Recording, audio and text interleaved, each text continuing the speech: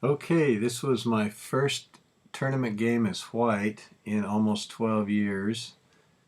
I had played the evening before. I had a draw with black. And so now this is round two of the North American Open, Las Vegas 2022. And so I played what else? B4.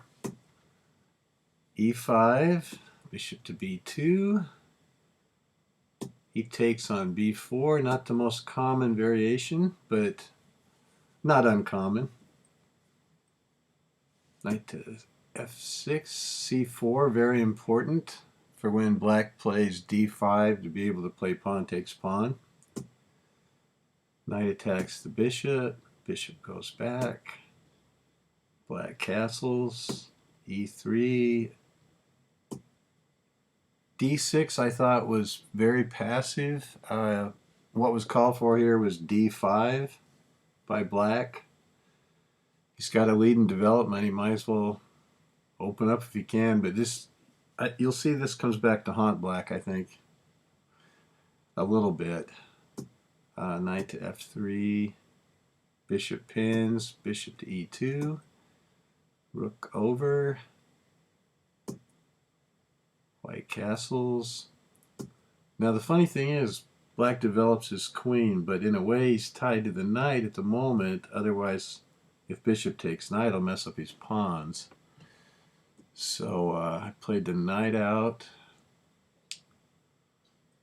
Rook over, D4, A6. I'm not sure what that's all about. Queen to B3, which is common in this opening. Bishop to A5. Now, I didn't want to take here because of this pin, of course.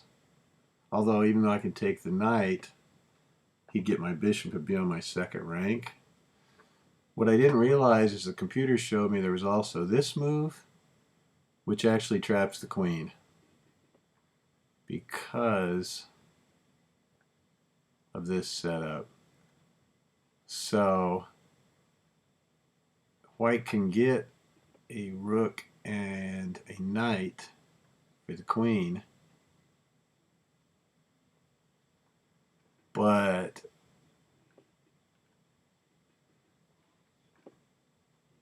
of course I saw none of this. But I mean, white, according to the computer, white isn't half bad here. It's like minus 0.5 or something, but not something I wanted to go in. Wouldn't want to be into, really, I don't think. It'd be interesting. So anyway, I just played the rook over, develop a rook. Rook to A8, what's that all about? Can you believe that's even played? I backed up the bishop, and he plays the rook again to B8 this time. H3, bishop to H5. And so I brought the queen back to B2 to have possible threats on his king down the road if I can move that D pawn. So he backs the bishop up again. Get my last rook in the game. Now, I wasn't a big fan of that move, although I was going to say too earlier, all along here the computer kept begging me to play knight to D5 and get a position like this. So I saw that, I looked at it. I mean, I've played that position before and positions like that, and I just didn't want to do it in this instance, but the computer kept begging me. But now after he backs up and I play D5, that knight doesn't have a move at the moment, and I'm gaining more space, and then he backs up another knight. So I'm thinking, okay, what piece can I improve? Oh yeah, I can improve the knight, which is actually the move the computer suggested later. But threatens mate in 1, of course, so he can't take the knight. And I thought that was a weakening move. I wasn't a big fan of f5. The computer says I should have played knight to g3 here.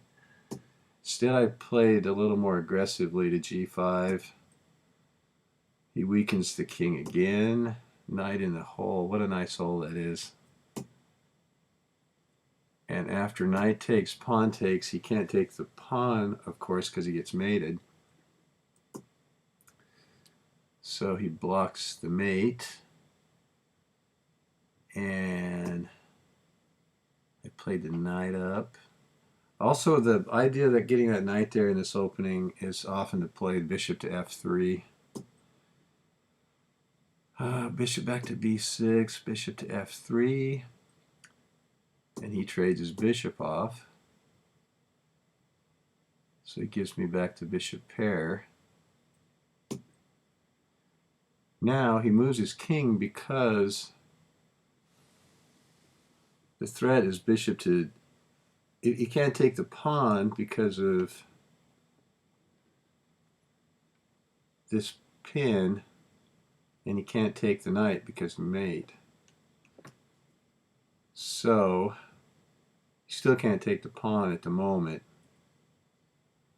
So he removes the king from the possibility of the pin. I move rook to b1, queen takes pawn, but now I get to b7 pawn. So all along here, I'm never really getting attacked. It's the whole game, I pretty much had control from beginning to end. So it was really one of my better games of the tournament. Here the computer kept wanting me to play c5. Instead I played bishop takes a6, rook over, bishop to b5, rook takes pawn. Finally I get c5 in. He pushes his pawn. I push my pawn just to... So he disconnects his 2 pawns. Rook attacks the bishop. Queen to b4. Rook to the back rank, stopping any checks.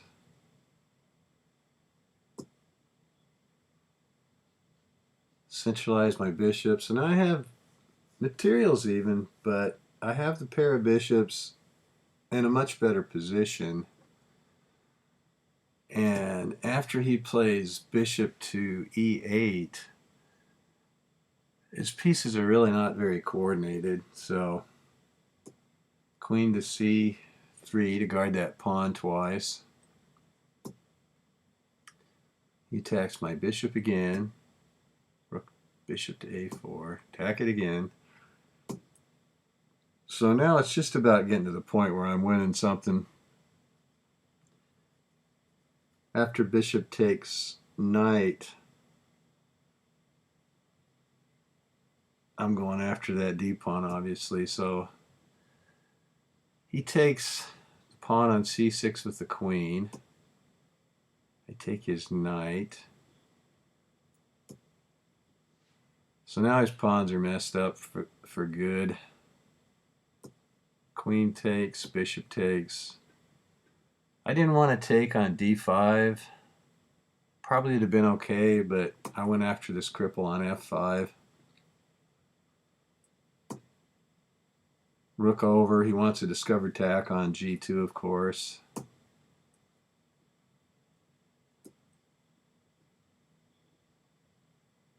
So now here, the computer recommends f4,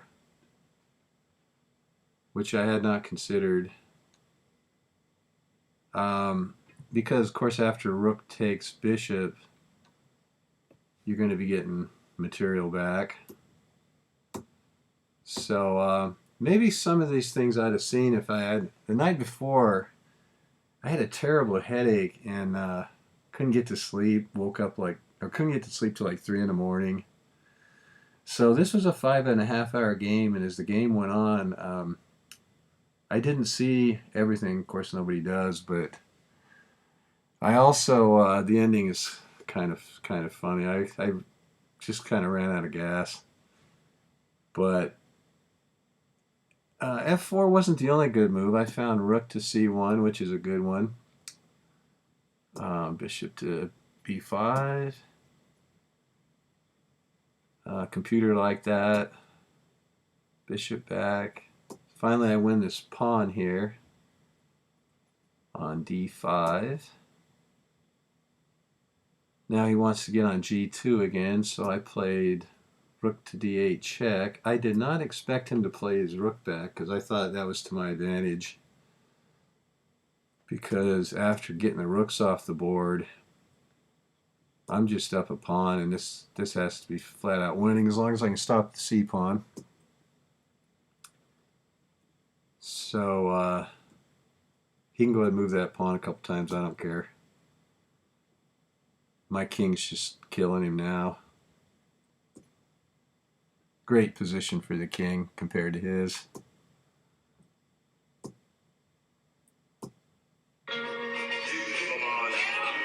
Oh, should have silenced my phone. Spam, no doubt. So now I'm up 2 pawns.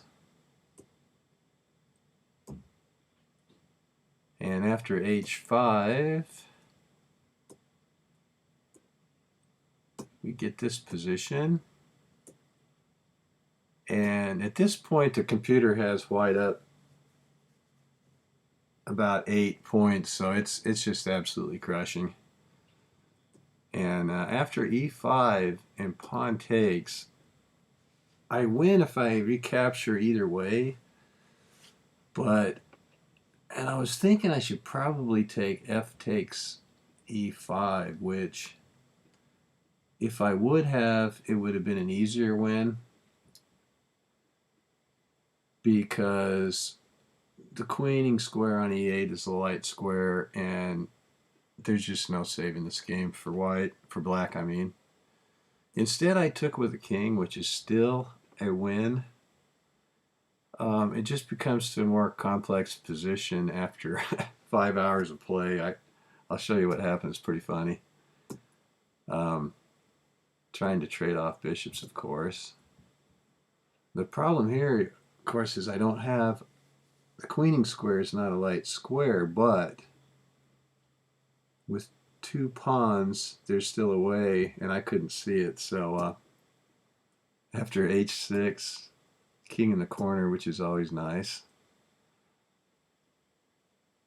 Bishop, king back, or king up.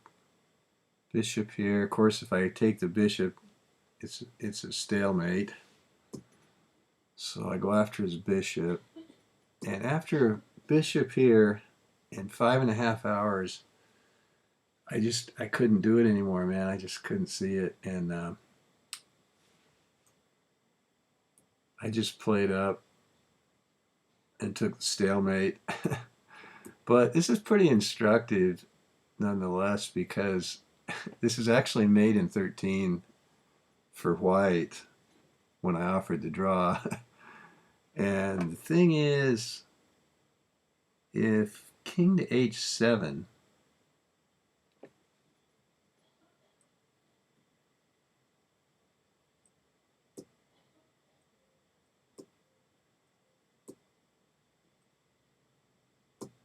if you can get this position, if you can force the bishop to g8,